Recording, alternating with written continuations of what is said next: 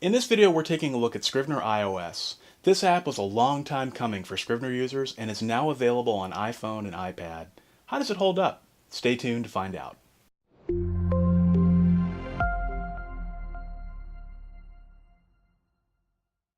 What's up, guys? This is Michael Around with Author Level Up, giving you the best tools and strategies for writing faster and reaching readers with your stories.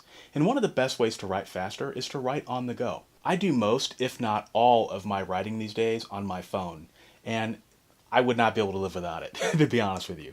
This is a growing trend among writers, and the team at Literature and Latte, the makers of Scrivener, realized this. The Scrivener iOS app had a long, difficult journey to completion. Users had been asking for it for a long time. At one point, the folks at Literature and Latte had such a difficult time keeping the developers on that they had to scrap the app, and the founder had to step in and rebuild it himself. The app finally launched in 2016 with iOS users able to download it on iPhone and iPad. Let's talk first about the basics. Scrivener iOS was designed to work seamlessly with the desktop version, and it was built to be compatible with Scrivener 3 ahead of Scrivener 3's release. Design-wise, the app could not look or feel more different from the desktop version. Quite frankly, that's a good thing.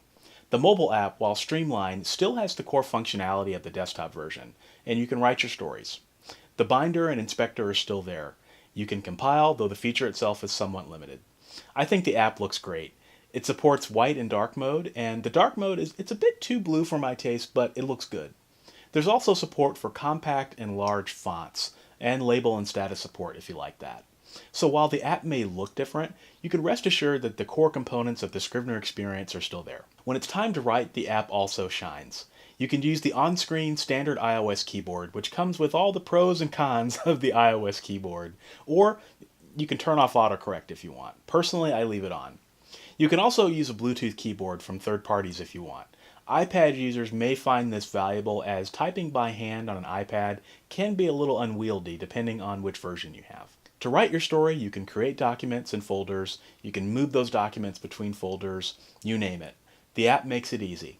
As for the actual writing mechanics, Scrivener also offers a quick step bar above the keyboard that gives you convenient access to some precision tools, like adding quotation marks, bold, italics, indentations, and lists.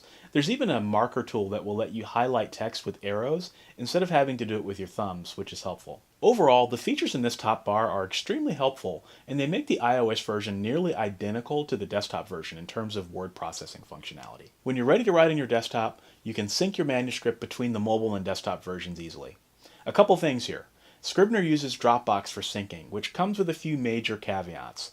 The first is that in order to sync between the versions, you have to store your Scrivener project in a special Dropbox folder. In order to sync, you have to press the sync button manually on the iOS app. You also have to make sure that no other versions of Scrivener are open. Otherwise, you'll create conflicts. You do not need to sync on the desktop version, only on the mobile. The desktop version is pretty good about letting you know when you have an unsynced document from the mobile app. The conflict changes, don't worry about those. They're not really an issue. Scrivener does a good job at selecting the most recently updated document, so rarely do I ever find myself in a conflict situation where I'm working on an obsolete version of a chapter and don't know it. The syncing, it's pretty good. I did notice though that the more documents that you have in your app folder, the longer it takes to sync. You can prevent this by only including the projects that you're currently working on in your app folder in Dropbox. While I have not personally experienced issues with syncing, there are reported issues with this feature. Fortunately, the folks at Literature and Latte have a dedicated thread for this in their forum, and you can always ask a question if you can't find an answer to your specific situation. Some additional things you might find helpful. Scrivener iOS works with both the Mac and Windows version of Scrivener. The only downside here is that there is no Android version. In order to use it, you have to have an iOS device. However, that doesn't worry me as much because of the development issues that Literature and Latte had with Scrivener iOS, and I know that there's some more things on the horizon for this app. My hope is that they will eventually open up the platform to Android users. So, what's the verdict here? If you're a Scrivener desktop user and you find yourself constantly on the go, Scrivener iOS is worth your time and money. When I adopted writing on the go, I actually increased my word count by 40%. Writing on your phone or tablet opens up opportunities to write that you probably didn't think about before. You can write in the grocery store. I've done that many times while waiting to check out. You can write in the backseat of an Uber car, while you're on public transportation. You name it, if you're on the go, you can use your app and write it. And if you're wondering whether Scrivener or Ulysses has a better iOS app, watch my Scrivener vs. Ulysses Cage match video.